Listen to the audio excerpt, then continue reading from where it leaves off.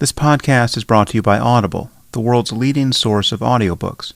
So if you'd like to support this podcast, there are currently two ways to do it. You can give Audible a try at audibletrial.com/Sam Harris, or you can support the podcast directly through my website at samharris.org/donate. Today I'll be speaking with Jerry Coyne. Jerry is a biologist at the University of Chicago, and he's written over 100 scientific papers and several books, the most recent of which is Faith versus Fact: Why Science and Religion Are Incompatible, and I highly recommend that you pick it up. Jerry is one of the more frequent and articulate commentators on the clash between scientific and religious ways of thinking, and he's been a colleague and comrade and friend in this area for several years. I should probably apologize for the audio here. We did this interview remotely, and the recording of Jerry's voice especially leaves something to be desired. But you can hear the clarity of his thinking nonetheless. So without further ado, I bring you Jerry Coyne.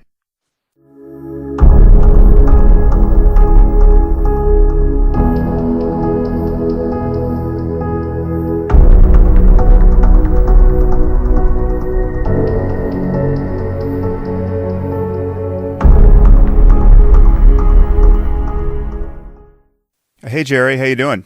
Fine, yourself? I'm good. Well, thank you for taking the time to do this. It's you are the first proper interview on my podcast, which oh, really? Yeah, which makes me happy. Okay, well, I'm honored. Nice. Well, I was trying to remember where we met. Was that in Mexico at the Ciudad de las Ideas conference? Yeah, that's the first time I met you. It might have been the first time I met Dan, and it was certainly the first time I met Hitch. Yeah. And the last time as well. That was a good conference. It was a surprisingly well organized one. Yeah, unfortunately I had to miss the big debate with you guys. That was supposed to be nice, but had to get back to catch my flight. So. If you missed the debate, you missed Nassim Taleb's performance, where he gave voice to one of the most bizarre eruptions of anti-science gibberish I can ever recall hearing. That's on YouTube for any interested person to listen to. I didn't realize that was on YouTube. I'll have to go back and look at it.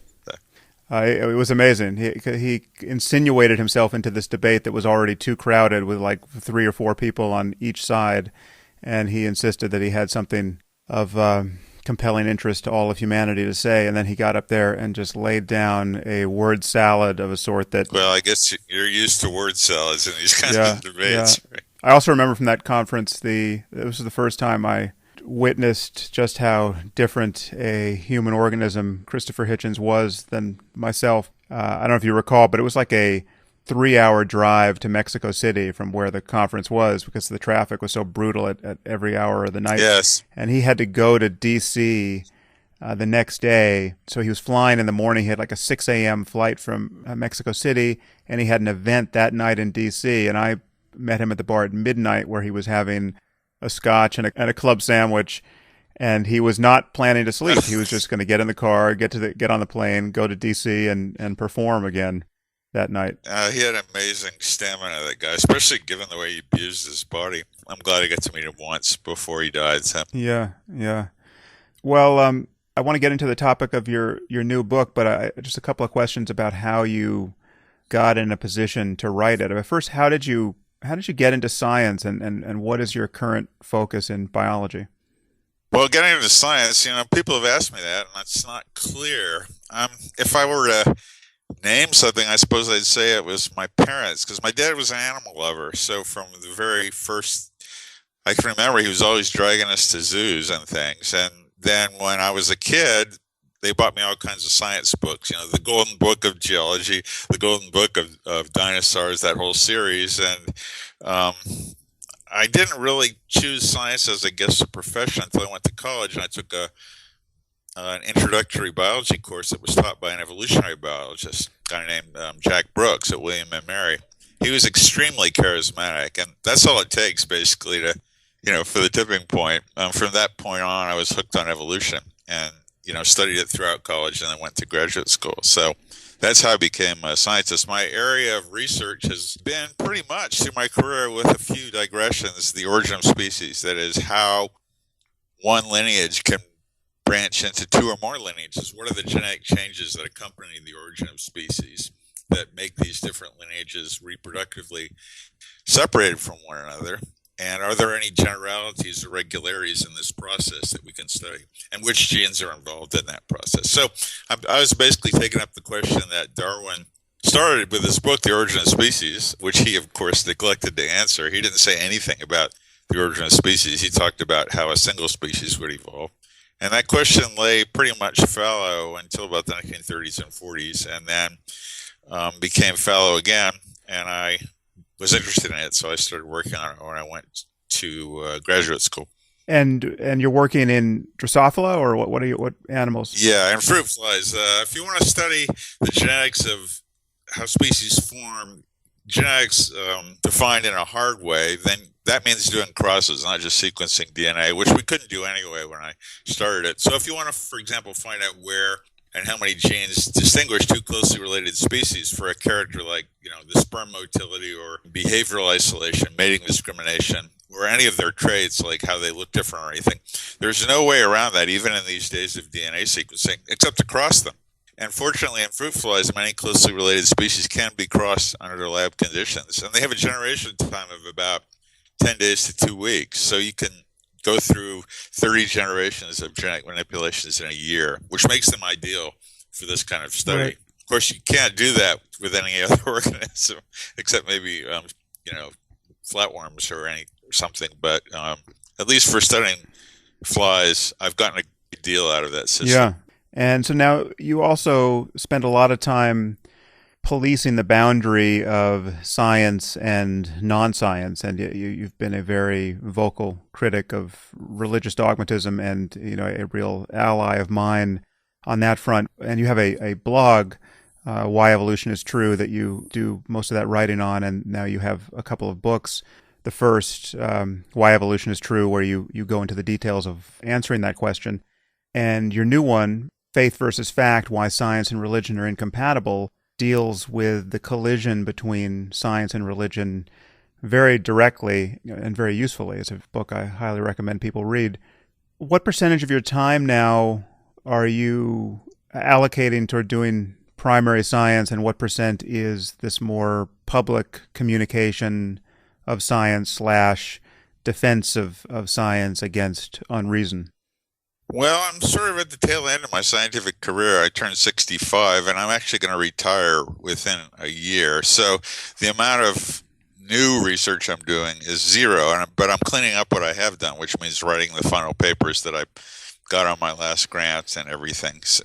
So right now, I've been half-time for about a year and a half. So right now I'm segueing from science into more public kind of journalism, writing, etc. Mm-hmm. So right now, I probably spend about 80% of my time doing the latter and 20% of it doing straight science, because that's just consists of writing up the research that I haven't finished writing up yet. So right. Well, the thing you focus on in the new book is this phenomenon that we've come to call accommodationism.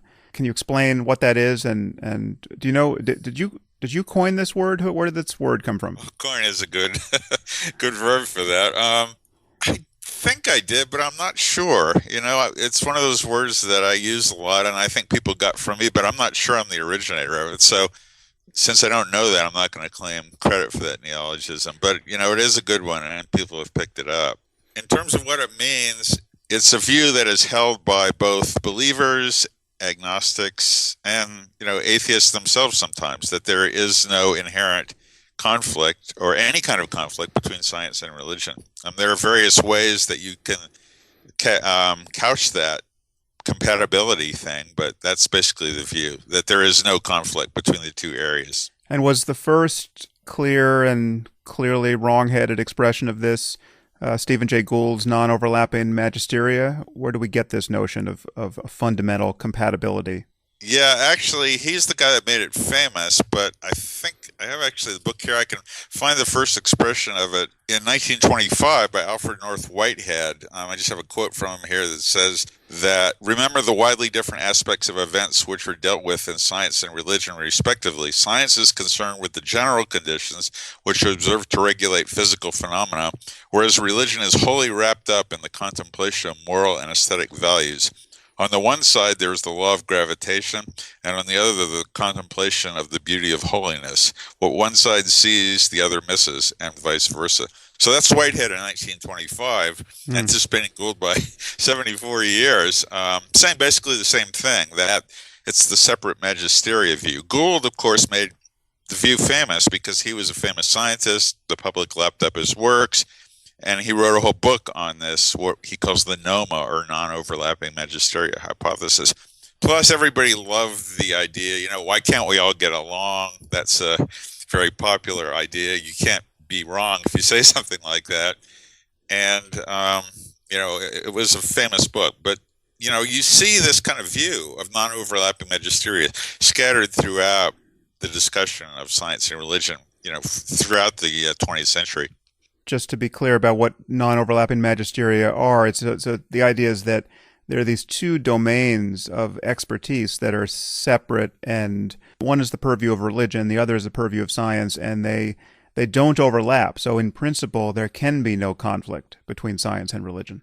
That's correct, because it's like a Venn diagram with two circles that don't intersect, so there's no overlap. Yeah. I think Gould was badly wrong about that, but that was his thesis. One sphere, just to be clear, is the domain of investigating what's real in the universe, and the other domain, Gould said, was the bailiwick of meaning, morals, and values, which is the religious circle.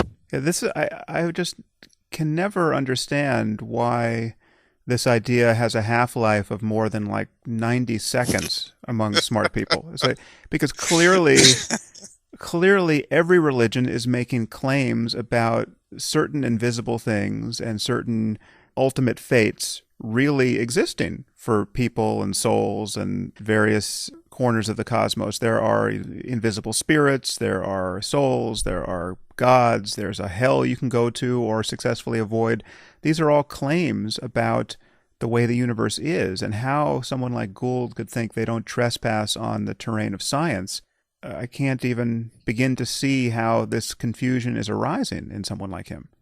I think this book is a bit disingenuous. I knew Steve. He was on my thesis committee, and he was a diehard atheist, if there ever was one. I don't know if this book was like a psychological burp in him, or that it was a gambit to gain popularity with the public. I just find it hard to believe, knowing Steve. He's passed on now, that he would really believe this. But when faced with the kind of argument you made, that which I agree with 100%, that almost all religions, there may be a few outliers, make statements about what is real in the universe, Gould would claim that that's not real religion. So, for example, creationism, which is a staple of Christianity in the United States and is accepted by about 43% of all Americans, young earth creationism, is a tenet of Protestantism, of many Protestants. And that's a claim about the real world. Genesis talks about basically how old the earth is if you calculate it back. It talks about everything being formed at once. It makes statements about Noah's flood. All of these things are not only scientific statements, but they're scientifically checkable. So, what Gould did when faced with that is he said, well, that's not real science. That's not real religion. That's, I don't even remember what he calls it. I talk about it in my book. But he finessed the problem by just defining away as not religious those statements that religion makes about reality. And so, of course, tautologically he was correct, but it doesn't make sense. And theologians have glommed on to this evasive maneuver he made.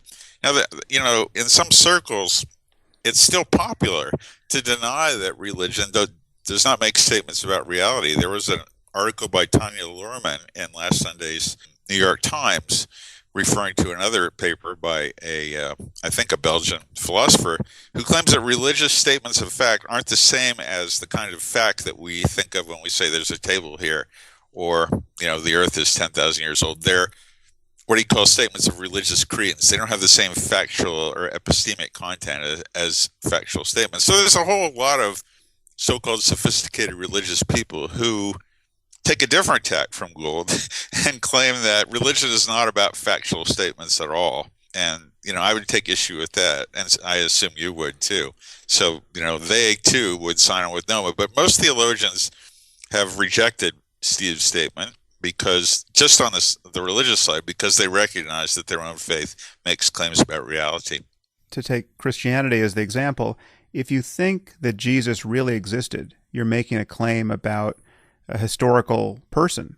And if you think that he really survived his death and in some sense persists and can hear your prayers, and that he may be coming back to earth to raise the dead in turn, you're making claims about biology, you're making claims about the human survival of death, you're making claims about telepathic powers of a now invisible carpenter, you're making very likely claims about human flight without the aid of technology.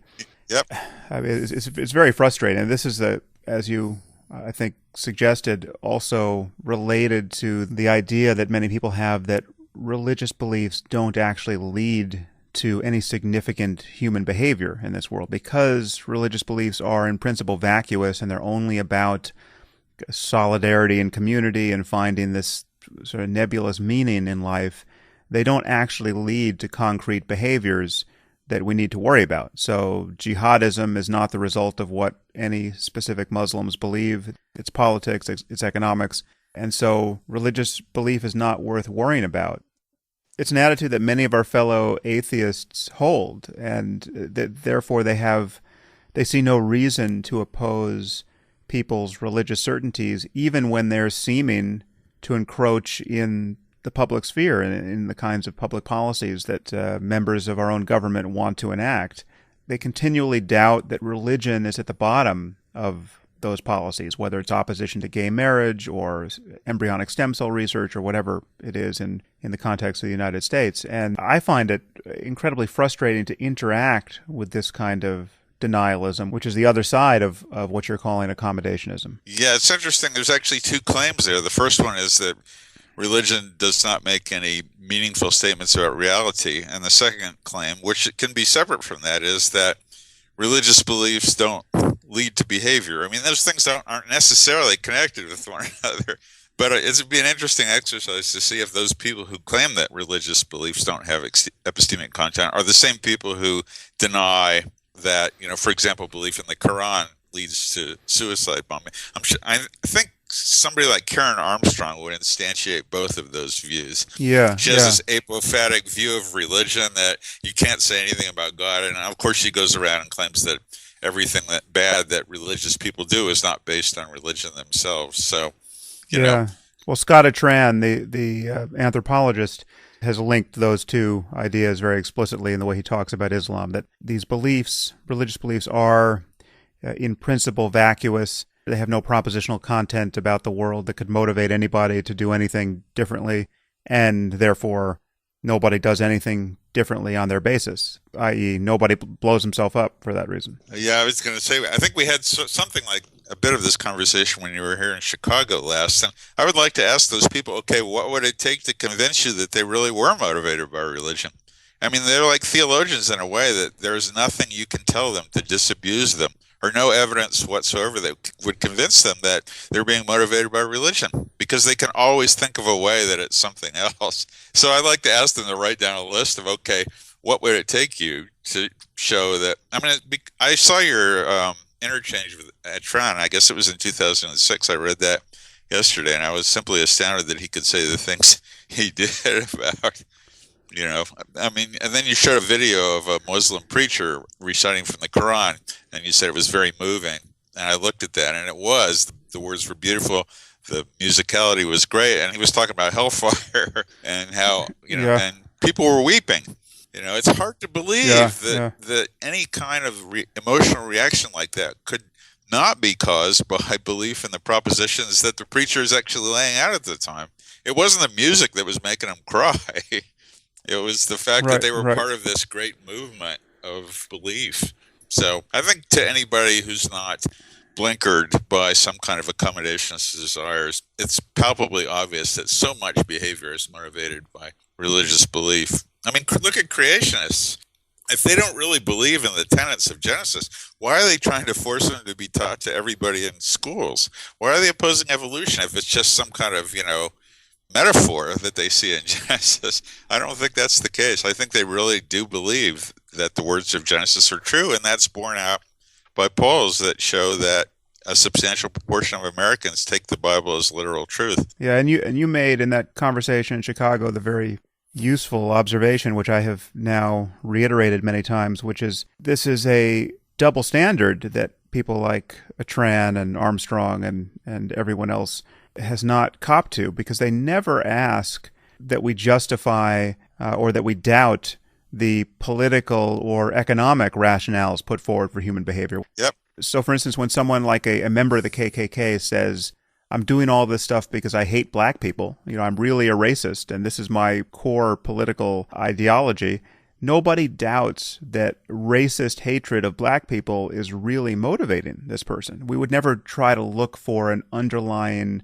motive there that negates the claim that he is in fact really racist. But when we have someone expressing their religious opinions or their religious expectations, the idea that they're going to get into paradise behaving a certain way, or the idea that homosexuality is anathema to God, accommodationists insist upon finding some layer below that, which is the true reason why a person is behaving as he is. Yeah, this is a good example of confirmation bias. I mean, theologians behave the same way. They'll accept evidence that substantiates their religious beliefs, but anything that goes against it, they reject or work it into their, worldview somehow. These accommodationists in terms of politics and religion are exactly the same way, and I can't help but believe that this is just one more symptom of the unwarranted respect that people have for religion and faith. They just cannot bring themselves to claim that religion could make anybody do anything bad. I mean, if people like us can admit that religion can sometimes make people do good, I don't see why they can't admit the same thing on their side. Yeah, and let's put a finer point on that, because I freely admit that religion can cause people to do extraordinary things which are good, and many of which could be unthinkable but for that specific person's religious beliefs. I mean, it's certainly possible that there are people who would only go to Africa to aid in a famine because of what they believe about Jesus and about the importance of spreading his word, and that those same people couldn't find a truly rational secular motive to behave that way. It's not to say that rational secular motives don't exist, but for any one person, it's quite possible that he's not going to get out of bed in the morning and do good but for believing certain irrational things about God or about his fate after death. That's totally possible, and there seems no reason to deny that. Yeah, that's another example of the double standard. I mean, if we can admit that religion is such a psychological motivator that it will drive missionaries to places that are, God-forsaken in both respects, and sacrifice basically their well-being in their lives to do this kind of stuff, why do they deny that it could also motivate people to do things that we consider bad but they consider good for their religion? I don't really understand the whole thing, except that the people that usually do that show this overweening respect for faith. Yeah. Now, so what do you make of someone like Francis Collins? Because obviously one argument that we hear for the compatibility between science and religion is essentially an existence proof in the person of someone like Francis Collins. Here you have a scientist who is a working scientist who is in fact, in Collins's case, an evangelical Christian. So there it is, proof that science and religion are compatible. And he says that they're not only compatible but mutually supportive. What do you make of the riddle of his mind? Well, there's two claims there. The first one is compatibility. The second is mutual support. I would take the second one first and say that that's not true at all. If you look at what science does to religion, it doesn't support it because it never substantiates the claims of religion. The history of science's incursion into religion is simply to whittle away its truth claims to almost nothing. So I don't know how anybody can claim that science supports religion these days, except maybe for the claim that Collins makes that I'll talk about in a minute. In terms of religion helping science, it doesn't do anything. As Laplace said, we do not need that hypothesis anymore. Collins, when he enters his laboratory to do work, or I presume supervise his sequencers, leaves God at the door. You don't get anywhere in science by assuming that there's any kind of divine or numinous reality. And about the claim that science and religion are compatible because one person can do both, or that there's a lot of religious people who are friendly to science, or a lot of religious scientists which and all of that is true. To me, that just shows a form of compartmentalization rather than compatibility. That people can have two divergent worldviews in their head at the same time and somehow manage to live as a unified person in that way. So I deal with this and those other specious claims of compatibility in the book.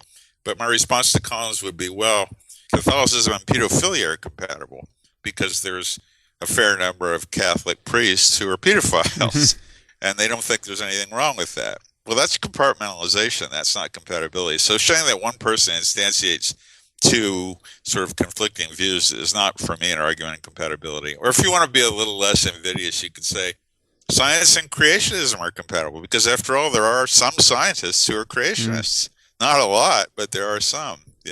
So to me, that's an argument for compartmentalization and not compatibility.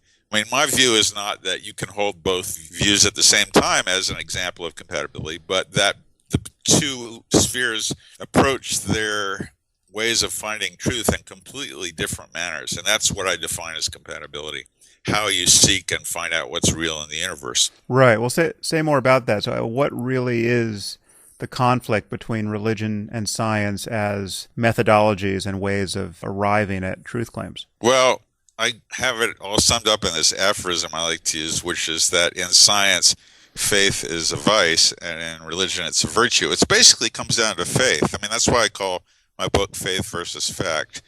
It's about religion and science, but religion is basically the most widespread instantiation of faith, which is belief without evidence sufficient to convince any reasonable person. And science is the most exquisite example of fact, which is, how to find out what's real in the universe. Let me say a few words about why we even talk about science and religion. We don't talk about why religion and sports are compatible or why religion and business are compatible. I mean, that's not a question that people worry about, but they worry about religion and science being compatible. Now, why is that? It is because both of those areas, as we've just discussed, make claims about reality.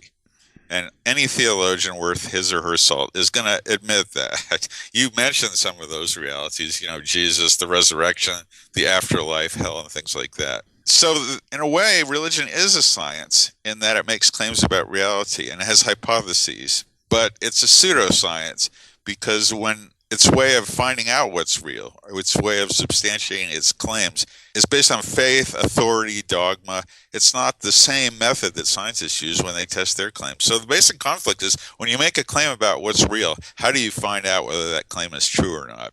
Science has its whole toolkit of methods: replication, peer review, all kinds of, appeal to nature, testability. And then religion has a whole set of its toolkit, which is based on, authorities, consulting ancient scriptures, personal revelation, etc. And they're basically incompatible ways. I mean, science does find out stuff, and religion doesn't. As far as I can see, theology has not progressed in understanding the nature of the divine, or even if there is a divine, in the past 2 millennia. So that's the basic incompatibility. They're competing because they make statements about reality, but only one of those branches, science, has a way to find out whether what you say is true. It also seems to me that only science really focuses on the problem of confirmation bias and wishful thinking and motivated reasoning and all of the other judgment errors we make when we are committed to certain things being true while investigating whether or not they are. It's only a science where you really see the necessity of getting your agenda out of the way and testing to see whether you have fooled yourself. It's Richard Feynman's famous line that science is the art of not fooling yourself, and you have to remember that you're the easiest person to fool. Right. I love that statement. I mean, that encapsulates the nature of the scientific enterprise better than any description of science. I mean, science is basically a set of tools that have been honed by experience to find out what's real. And part of it is you have to brutally eliminate the desire or any kind of manipulation which would help you find what you want to be true, or what you believe to be true, or what you find emotionally satisfying. Religion, on the other hand, it's precisely the opposite. It's set up to help you fool yourself, to give you confirmation bias. And there's anything that goes against your religion. You somehow either turn it into a metaphor, so it's still there to buttress your religion in some sense, or you just reject the fact, period. So that's why I call religion a pseudoscience. I mean, in effect, religious people are like, they're not going to like hearing this, but they're like people who claim they were abducted by UFOs, or people who believe in ESP or telekinesis, or conspiracy theorists. They have this view which they find emotionally satisfying. It is a hypothesis about reality, but when it's disconfirmed, they have all these tools that they use to reject that disconfirmation. It's the exact opposite of science. So in many ways, theologians behave exactly like ufologists behave.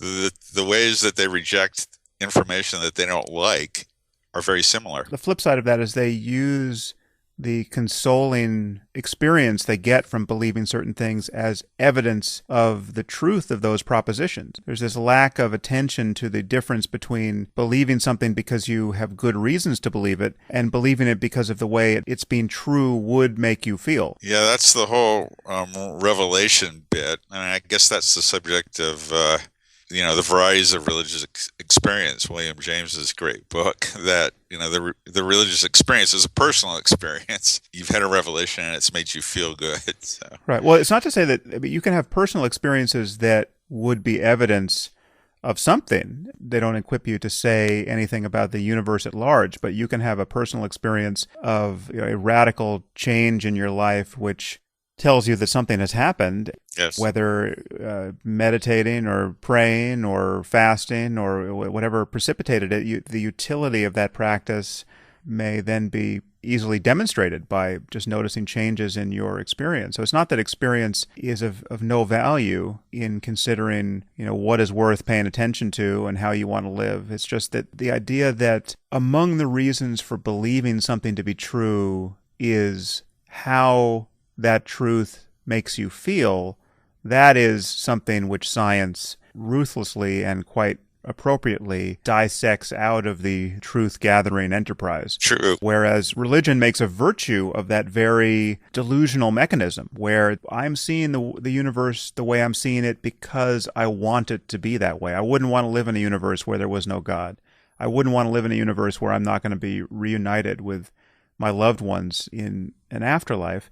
And that makes sense to people. In terms of the public communication of science, it seems to me that fundamental reasoning error is something that has to be illuminated again and again. Only religion gets to play by those rules, and this then migrates into the rest of culture where we have people, opposing gay marriage. Why? Because their faith tells them that marriage is between a man and a woman, and that's the only argument they ever feel required to give. And this is a point I made in The End of Faith. If your neighbor said he believed he had a diamond in his backyard that was the size of a refrigerator and he spends every Sunday digging for it, you would never accept as a sane reason for this behavior that this gives his life meaning, or that he wouldn't want to live in a universe where there wasn't a diamond in his backyard the size of a refrigerator. I just don't understand that attitude. It's not so hard to see that people can go wrong when they take to be true what they want to be true. I mean, we face this every day, but it's only religion where we actually have respect for that belief, as opposed to thinking that it's nuts. I personally don't get it, and I guess a lot of people don't, but there's something about religion, and I don't know what it is, that leads to this double standard on so many levels. And the last chapter of my book is about sort of this. I mean, what's the harm in thinking that science and religion are compatible, or that faith and reason are compatible? It's because faith leads you into alleys where it's not necessarily good for society, because religion is wedded to a code of conduct as well as a system of personal beliefs, and that code of conduct plays out in the public sphere with laws against gay marriage, the sort of invidious behavior of the Catholic Church towards AIDS. Also, I call that horizontal pollution, and there's vertical pollution, whereby everybody thinks they have the right to indoctrinate their own kids into their own personal truths about the universe. So it never stops. So. One other problem you and I have run into is we meet people who deny that Islam plays any role in manufacturing the phenomenon of jihadism and Islamic terrorism. And most frustratingly, we see someone like Ayaan Hirsi Ali treated terribly by people on the political left and attacked by liberal, quote, feminists and not recognized to be the feminist icon she really should be championed as. And so you and I both reacted to some of the derision she received when she published her new book, Heretic. And so I just wanted to get your thoughts on that phenomenon. Why is someone like Ayan not seen to be a true champion of the emancipation of women in the developing world? That is a puzzling problem. I mean, one would think that she would be, given her horrible background, her mistreatment by Muslims, the fact that she's a woman of color, the fact that she's a woman, that she would be that feminist icon, and yet she's vilified by the left. I think it's the ultimate reason. They'll use a lot of other reasons. I mean, they have excuses. We'll go into those in a minute. It's because she's going after Islam, and Islam is off limits these days to the left. It's okay to make fun of the Jews. What's the institute? Oh, Amnesty International. Sorry, they just turned down a resolution to condemn anti-Semitic acts in Great Britain. They just had their international meeting. They voted every resolution up except for the one that said we condemn anti-Semitism in Great Britain. We should investigate the problem. And that was voted down by Amnesty International. If that had been Muslims, there would have been no problem. That act would have sailed through. It's the kind of world now where it's okay to be anti-Semitic in the left, at least for many people, but not to be anti-Muslim because, and you know this as well as I do, Sam, Muslims are perceived as oppressed people. Ayan Hirsi Ali, because she is so vociferous in criticizing Islam, and rightfully so, I think, has to be silenced. And they'll use any excuse to do that. I mean, there's these nominal excuses, like the statement she made in her speech at the American Atheist Convention, that American gays, the worst that can happen to them is they can't buy a cake. Whereas, under Islam, gays get killed. But she said a lot more than that. They pick out these sound bites and use them against her. On my website, she's been criticized for being married to a conservative. I don't understand what that has to do with her views. She worked for a conservative think tank. I don't think she does anymore, but that was the only group that would hire her. She talks about that in one of her books. So once they've decided to demonize her, and I think it's because she's going after Islam, ultimately, then they can find any number of excuses why this woman should be reviled and mocked and stuff. But ultimately, I think Islam, and you know this as well as I do, is sort of off limits now as a subject of criticism for the left. And it's because we have this tension between our historical hatred of oppression, and yet we see in a group that is considered oppressed trying to remove the Enlightenment values that the left also stands for. So that seems to be getting resolved in favor of respect for Islam. It's fascinating which wins the tug of war there, because it is true that a respect for religion is trumping a concern for the human rights of women and gays and intellectuals and freethinkers throughout the world. This is true even among irreligious people. I mean, another data point for me is the brain of Nicholas Kristof, the New York Times columnist, who his whole thing is a concern for the rights of women. Or ostensibly his whole thing is that. And yet when he turns his moral genius upon Ayan Hirsi Ali, he takes the wrong side of every issue. He actually denigrates her as a bigot. It really is, it's just lacerating to see. Fortunately, there are some, what I would call right-thinking people that, we're not alone. No. That's for sure. I mean, most of the people that read my website know that Enlightenment values should trump respect for a religion that damns those values. And you can always ask these people, if you really think that Islam is such a great system of values, would you prefer to live in America or in Saudi Arabia or in Yemen?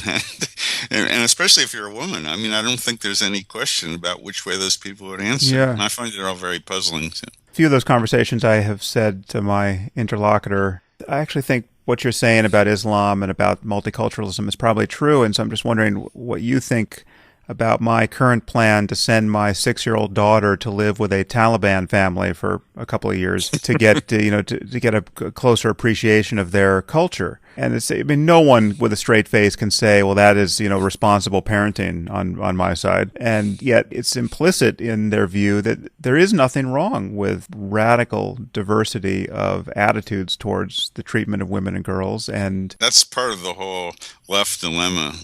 Besides the oppressed, it's a respect for multiculturalism. I mean, you weren't probably... I guess you were alive in the 60s, but you weren't old enough to remember it. But, multiculturalism was the watchword back then. Everybody was to be respected. We really gained from every culture. And I think that the bad parts of that view, because I'm a big view of multiculturalism in terms of music and food and, ways of looking at the world, but in terms of how you treat other people, especially women and minorities, and how you run a society, I don't respect any culture that violates what I see as the right way to believe. And unfortunately, the multiculturalism is endemic in certain quarters of the left right now. And that goes along with the hatred of oppression, which is expressed through respecting Islam. Well, so then what do you do with the counter-argument that one occasionally hears that suggests that religious sensitivity should trump our concern for freedom of speech because our free exercise of our speech is causing so much pain in the minds of religious demagogues? So when we cartoon about the Prophet Muhammad, this causes real harm in the Muslim community, even though it's harm that we can't understand. But nevertheless, you have people who feel wronged in a very deep sense. And why shouldn't that perception of being wronged trump our concern about free speech? Well, I think Hitchens, in his famous fire, fire, fire speech, gave the response to that, which is who decides, what's offensive or not. I could be offended if somebody criticized Israel and called them anti-Semites. And I have a Jewish background. I'm not a believer.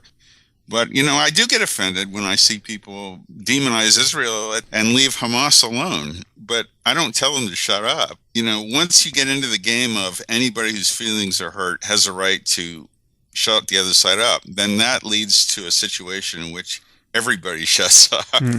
And that's not good for society. I'm a big fan of untrammeled free speech. I think it should go. The only limits to free speech are the ones that the United States recognizes, I think, except on college campuses, which are that, the only speech that should not be allowed is speech which is meant to incite violence and rioting on the spot. That doesn't count making cartoons or anything like that. I'm in favor of allowing the Nazis to march through Skokie as they did. This whole wave of hurt feeling stuff, if we keep catering to that, it's a road to totalitarianism and censorship of everything, because everybody can be offended. And once you learn the lesson that Islam is teaching us now, which is if you protest that you're personally offended when somebody says something you don't like, and maybe if you riot and kill, you will win, other people are going to learn that lesson and do the same thing. And then what kind of society do we have then? America is still the land of the free in terms of speech is concerned, and I'd much prefer to keep things the way they are here. It's unfortunate, by the way, that college campuses seem to be the one place in this country where free speech is not greatly respected or practiced. Have you noticed a change in the culture on college campuses yourself? Oh, yes. Even here at the University of Chicago, I put some of that up on my website. There was the woman, I can't remember her name, who worked with Charlie Hebdo and survived the massacre, came here and talked. And she, by the virtue of her talking, she offended a number of students, Muslim students, but also their sympathizers. And there were letters to the newspaper about how she shouldn't have been allowed to speak without somebody at least balancing her viewpoint. And that happens on my very own campus. I don't really write about it because there's no advantage to bucking the wave of student sentiment, but I do deplore this trend. And I think Chicago is a lot better than some places like Columbia or Stanford or even Berkeley these days, which is odd because Berkeley is where the free speech movement began. Yeah, but it skews so far left that you would expect that this political correctness and victimology would be peaking there, I would think. It's interesting that the left has really come full circle to the right. That now, people like you and I are in league in some ways with Bill O'Reilly and the Fox News commenters that condemn Islam. I hate that. I hate it to have to voice some of the same sentiments. I mean, we do it for different reasons, I think. or I would hope. But it doesn't feel good to be in bed with people whose ideology is so completely opposed to yours. And that's what, that's what these students are becoming, basically, is right-wingers. Yeah, yeah, very strange. Well, I see we're coming up on an hour here, Jerry, and I want to respect your time, but I want to touch one other issue, which I don't think arises in the current book, but it's an issue that you and I have both sounded off on, and much to the consternation of our mutual friend Dan Dennett, the issue of free will and whether it makes sense scientifically or philosophically. To my continued surprise, the topic of free will is incredibly interesting to people, and in some cases unnerving to them when you begin to deny its existence, and it's something that really goes to the core of what they find relevant philosophically and scientifically. So tell me what you think about the notion of free will or its illusoriness in scientific terms. Well, that's a big question. I'm going to give a talk about this for the first time at the Imagine New Religion meetings in Vancouver in June. But first you have to define free will if you want to talk about it. And my definition is basically that you have free will if your decisions reflects anything more than the laws of physics that impinge on your mind as reflected through your genetic endowment and the environments you've experienced. In other words, I consider free will as a form of dualistic free will, and that I reject. So I'm a determinist. I basically believe, and I think you agree with me because I've read your book, that at any one point in time, it's completely the configuration of molecules in the universe, and in particular in your brain, that mandates what you do, and that you could not have done anything other than you did. In other words, you don't have any choices. You think you do, and it looks like you do, but you don't really. And so I'm a determinist in that sense. And so are people like Dan Dennett, who nevertheless maintain there is free will. They do that by a semantic trick, by redefining what free will is, and those tricks. They're called compatibilists. My view is that it's purely a semantic game, that those people do it largely because, for what you said, that the notion of that we don't have free will, that we're more or less wet robots, is frightening to people. It's as frightening as the idea that we're going to die.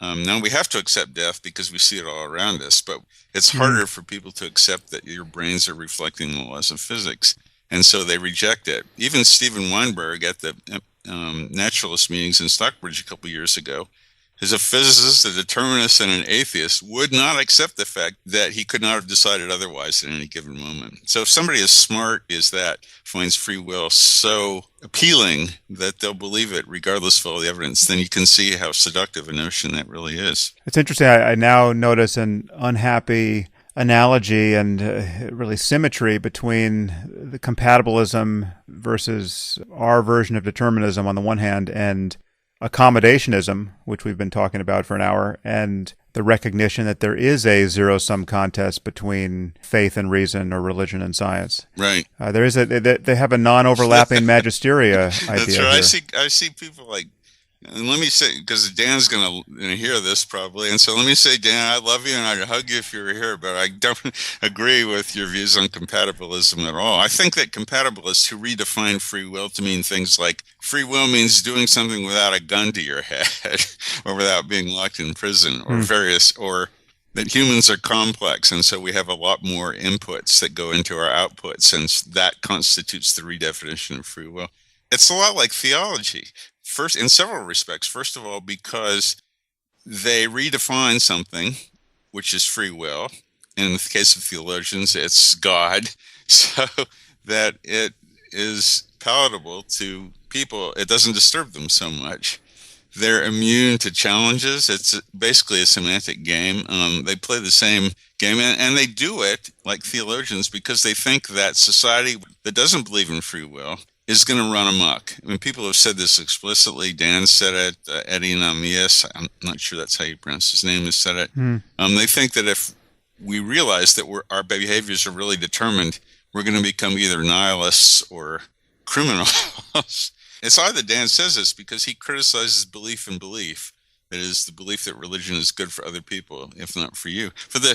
On the same grounds that without believing in religion, people are going to run amok, or they'll be nihilists. There's a sort of asymmetry there. It's not true, of course. I mean, I don't Yeah. believe in free will, neither do you, and I think we consider ourselves upstanding people. To me, the real important issue is not how you define free will. It's the issue of determinism, which is the really important one. And every philosopher practically is a determinist. They know you could not behave other than you do at any one time.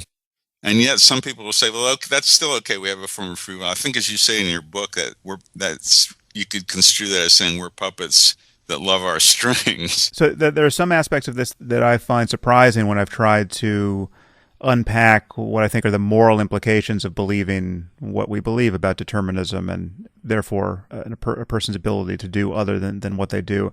And one thing is that I was considering what a person's actions says about him. And the example I use, I think this was in pushing back against Dan Dennett's review of my book, Free Will. The example he gave, based on the work of the philosopher Austin, was of a missed putt. So you have a golfer who's 3 feet from the hole, and he tries to make his putt, and he misses it. And the idea that he could not do otherwise, because the universe was in precisely the configuration it was, including every charge in his nervous system, that doesn't tell you anything of interest about what sort of golfer he is. What you want, and this is Dan's arguing against me now, what you want to know is just what he would do in general in that circumstance. That's how you understand his responsibility as a golfer and his likely future behavior, and that's fine as far as I'm concerned. It's true that you want to be able to generalize over many similar instances, though different in their microstructure, what a golfer is capable of. But one thing I found interesting when I thought about this example is that when you take a golfer like Tiger Woods and he misses a 3-foot putt, and given the reality of determinism, he would miss that putt 1 trillion times in a row. Whatever went wrong, and it would keep going wrong every time you rewind the universe to its exact state. It reveals that there are two things you seem to have to hold in mind at the same time. One is, if anyone should have made that putt, it's Tiger Woods. I mean, he is more responsible in the conventional sense of responsibility for missing that putt than any other golfer. Certainly, he's more responsible than I would be, because I'm the kind of golfer who misses putts of that length all the time. So we expected him to make it. He missed it, and therefore the opprobrium attached to that error should be highest in his case. So on the one hand, it's a greater failure for him because he really should have made it. But on the other, his missing it says the least about him, because he's going to make that putt 900 times in a row. It just, I don't actually have a strong conclusion based on that, but it seems kind of a paradox where the closer you get to this notion of responsibility in the micro instance of something happening, the more it seems undeserved. Yeah, especially there. And you got to wonder, I mean, what is the use of opprobrium to somebody like Tiger Woods anyway? Criticizing him because he missed a putt, is that going to make him a better golfer or not? Or is that just some instinctive feeling we have? I mean, that argument to me just finesses the whole really important issue of moral responsibility. I mean, I don't think we have moral responsibility, but I think we have responsibility in a way that has to be adjudicated in society through opprobrium and punishment. And this is what bothers me about all of these compatibilists and people who talk about free will, because they're all determinists. And instead of concentrating on the really important issue for society, which is that we could not behave other than we do, and what are the implications of that for our system of punishment and reward, they play a semantic game. They engage in, if maybe you know some Yiddish, they engage in pillpool, just endless debate about how these hypotheticals and examples about how we could construe free will or not, when the real issue is, what do we do about the criminal justice system? How do we deal with people that transgress and are a danger to society, knowing now that that's the only thing they could have done? It seems to me that the real problem for society is the problem of determinism, which everybody accepts, but which people like compatibilists ignore.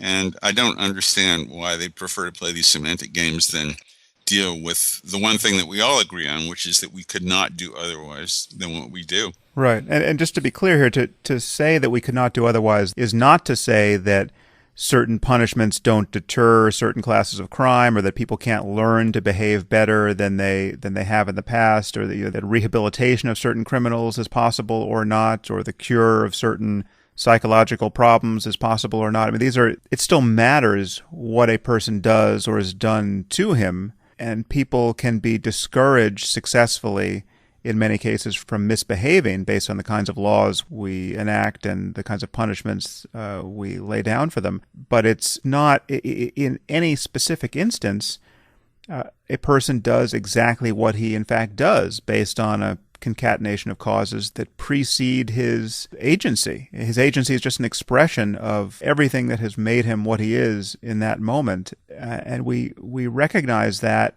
when in specific cases where you find a brain tumor in the brain of some criminal that is in the right place to have influenced his behavior, then you think, well, as in the case of Charles Whitman, this person was unlucky. Whereas you don't find a brain tumor, but you have the bewildering complexity of neurophysiology as yet ununderstood. That is, as I've argued elsewhere, just a glorified brain tumor in that case. It's just that is just as causal in his case, but that doesn't mean that if people are responsive to certain punishments, we can't use punishments to get them to respond in certain ways. If a behavior is voluntary, the nature of its being voluntary is that it can be discouraged by punishments. If you're going to fine me $1,000 every time I stay 5 minutes too long at a parking meter, I will change my relationship to parking meters. Yeah, I don't understand. I mean, this is the greatest misconception we have about determinism amongst the public, is that you can't, if determinism is true, you can't influence people's behavior by your behavior. I mean, that's probably false. And I always use the example, if you kick a dog every time it comes near you, it's going to stop coming near you. The dog learns, and people can learn. I actually say the same thing you do, that all criminals, in a sense, have brain tumors. But you can't say anything that will piss people off more than saying that. People have a visceral reaction to that. Because their sense of agency is so great, they can't believe that they have the mental equivalent of a brain tumor if they do something wrong. But, anybody that knows anything about the laws of physics knows that is true. I mean, what I like about determinism, and why I think people like Dan should be really talking about that rather than playing the semantic game, is because it puts the whole system of punishment rewards, especially criminal punishment and rewards, on a scientific basis. I mean, now we can figure out, okay, how do we rehabilitate somebody? What are the actions that we can take that will affect somebody in such a way that they aren't recidivists? Or how long do we need to put somebody away before it will reform them? So we still can have punishment for deterrence, to sequester people from society, and for reformation. But now we can investigate scientifically what are the best ways to intercede to do that. And we can do all that without saying these people are bad, that they're morally responsible, which I don't think they are. The only thing we get rid of is what we don't want anyway, which is punishment out of vindictiveness, punishment for retribution. And nobody likes that. No enlightened person likes that. And that's the one thing that automatically goes away when you start believing that free will is an illusion. Yeah, well, obviously this is a very deep and interesting area, which could probably merit its own hour. But yeah, you're not going to find many people that have the same views as we do about this. But I think that they're the correct views because they stem directly from the laws of physics. I mean, that trumps everything else, and the rest is commentary. Yeah, but in this case, I think it's actually helpful that the ethical implications are, at least in my view, benign or positive. It's not that you suddenly wind up in a world you don't want to live in when you follow the message of these physical truths to the end. I think it improves, as you say, our approach to fundamental ethical questions. Yeah. And I mean, it's conceivable that there are certain truths that we wouldn't want to know, things that are, if known, would reliably degrade our well-being, our ability to get what we want out of life. But this certainly does not seem one of them, and that seems to be Dan's fear, at least in half his moods when he talks about this. Yeah, and there's one other thing which just struck me the other day when I was thinking about an old girlfriend I had and feeling regrets, and all of a sudden my intellect kicked in, and I said, well, what happened. There was no choice about the matter. Why should I feel any regret? Why should I wish that things had turned out differently? They could not have turned out differently. So there are personal positive things too. And the fact is, our sense of agency is with us. I don't know how it evolved or why it's there, but it's not going to turn us into automatons to simply recognize that we're governed by the laws of physics, because we do have this powerful illusion. And there are personal and societal benefits from at least addressing that illusion and seeing why it's an illusion, as you do in your book.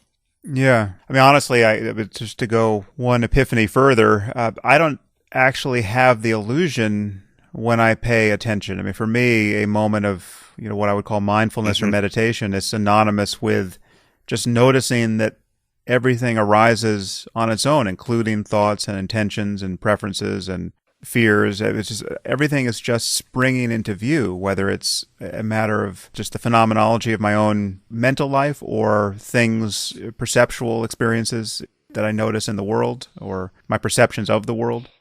So just as I can't pick the next thing I hear because the next sound simply impinges on my eardrum, I can't pick the next thing I think. The next thought just appears. So how is that a basis for free will? Yes. It does, I mean, that's not to deny that my thoughts follow a certain predictable pattern. I can tell you with some certainty that I won't start thinking in Korean 5 minutes from now because I don't understand a word of it. And the kinds of things I think about, like my wife or my book, that's predictable. But in the micro instance, the next thing that springs into view simply springs into view. And that the irony for me is that close attention to our mental life doesn't give us this basis for free will either.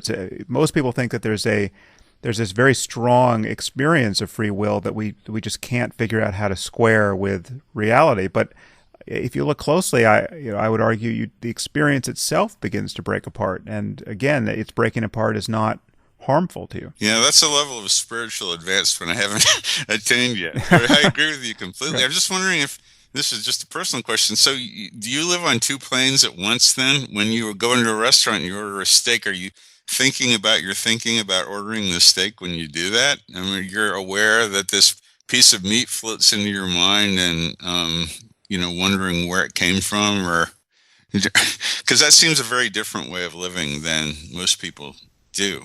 It's not a matter of thinking about the origins of impulses and intentions. It's just noticing that one thing arises or doesn't in a way that I can't account for, that I being, the conscious witness of my experience can't account for. So so on certain occasions a desire for steak will arise, and on others it won't. And I am motivated precisely to the degree that I am, and no further, to resist it or to indulge it. And it's just, there's a fundamental mystery of why anything happens as it does in any instance. But it is not a matter of adding more thinking to the experience. It's just a matter of just noticing that in this instance, a desire for one food as opposed to another is arising. And if you asked me why that was the case, the honest answer is I don't know in every case. Well, no, I mean, not in every case, right? Just to pursue this a bit further, because you could actually think about it. When you say I want a steak, then you can think, well, why do I want a steak? Because I haven't had a steak in 3 days, or I feel protein deprived, You can review the influences on your mind and make some in many cases a plausible guess as to why you have been influenced the way you have. So I could have just seen a commercial for steak, and when I walked into the restaurant an hour later, I can consciously recall that commercial and how much that made me want to eat steak then, and now I want to eat it now. And so the causality seems explicit. But what I still can't get behind or understand is, why did the commercial have that effect on me in this case and not in another case? Why and why did it have the effect that it precisely to that degree, or why didn't it have the opposite effect where I thought, oh God, haven't I eaten enough steak? My ethics are more in line with being a vegetarian. That's kind of disgusting. Why would I want to eat that?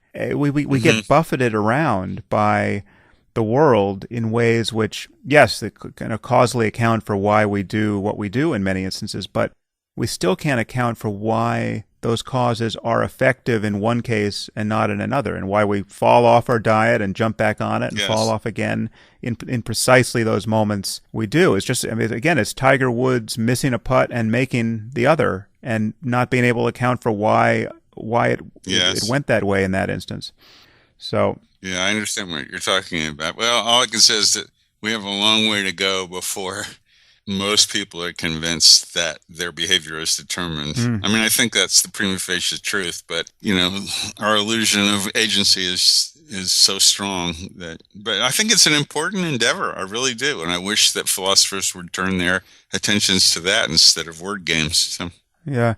Well, listen, Jerry, it's been great to talk to you, and just appreciate the time you've taken with me, and I wish you the best of luck with the launch of your book, which all of our listeners should read, because it lays out this problem, which is not going away, I don't think, any time in our lifetime, and which every generation faces. Just how is it that you form a rational picture of the world which allows you to find a durable way of collaborating with strangers, and what are the primary impediments to doing that? And I think, you know, you and I both agree that religious dogmatism is high on the list of things to worry about there. Yes, well, thanks for the conversation, and I appreciate your endorsement. Yeah, well, good luck, and we'll keep it up in both our trenches. Okay, take care. Take care, Jerry.